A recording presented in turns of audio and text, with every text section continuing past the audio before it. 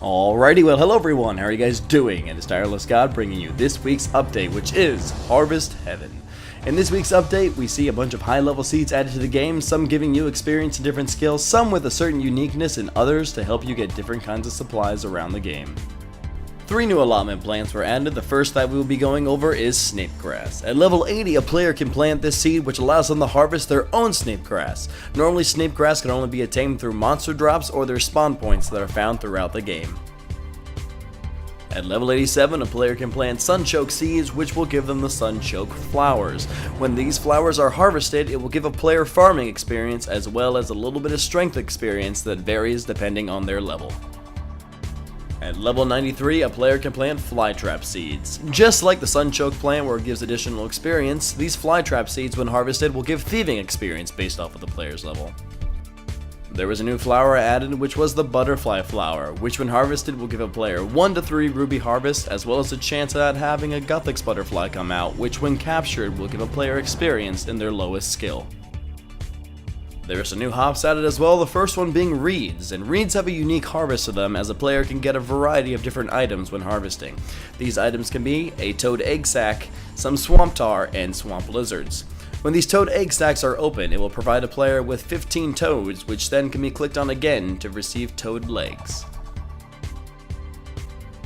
One of the highest level pieces of content added to this update was the introduction of Grapevines. Now, the Grapevines have a unique way of going about growing them because a player must first use 5 planks to build a frame, and then after that they can add the seeds to the patch for them to grow. Once the grapes are fully grown, the player can go over and harvest them, and when he or she does, they will randomly receive either Zamorakian grapes, Guthix grapes, or Saradomin grapes. When these grapes are added to a jug of wine, they will then ferment into the corresponding god wine.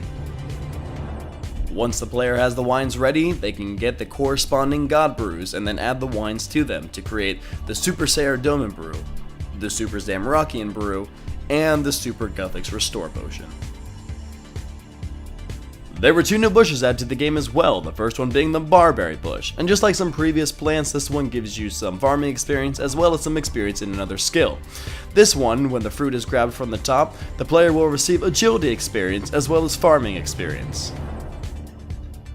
Probably the most unique plant that was added with this update was the Wishing Well bush, where a player can literally gamble with a plant. Now, upon harvesting and checking this plant's health, you can then throw in a certain amount of coins, which is based off a player's total level. As you can see here, I've thrown about 557k into the plant to receive some fruit from it. A player will receive a large fruit from the plant, which they can open and receive a large variety of items. The value of these items in here will range anywhere between 25% and 300% of the gold that was added. Now, when I open up mine, I get a decent amount of loot, but as you can see here, I lost a little bit of profit on the money that I put in. Since a player does only receive items and not more cash from the Wishing Well, it is technically a money sink, but then at the same time, there is a new large variety of different items being brought into the game. Finally, we have 2 new cactuses being brought into the game, the first one being the Prickly Pear Cactus. This cactus, alongside giving some farming experience, will also give a player some defense experience that is based on their defense level. I'm level 99 defense, and when I picked the fruit from it, I obtained about 12,000 defense experience.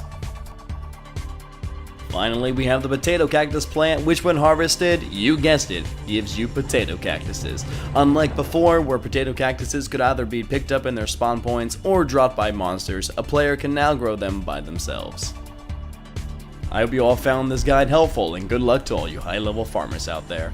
Be sure to like, favorite, and subscribe for more videos here from RuneZone.